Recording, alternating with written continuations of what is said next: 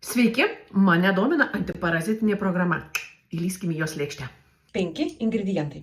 Pirmasis jų tai mineralai į vandenį, tam, kad vanduo jūs gerai valytų, būtų detoksikuojantis, struktūrizuotas, su tinkamais mineralais ir tinkamu pH. Dedasi į 1,5 litro gertuvę. Antrasis ingredientas tai yra 12 augalų ekstraktų rinkinys. Tai yra viena kapsulė, geriama 3 kartus dienoje su maistu. Trečiasis ingredientas – varnalėšų lapų ekstraktas. Tai birus turinys kapsulėje, tam, kad detoksikuotų, tam, kad kepenys valytųsi, tulžis išsiskirtų ir jūsų kūnas valytųsi, nes parazitai skiria daug toksinų ir šlakų, kurie gali jūs versti jaustis blogai.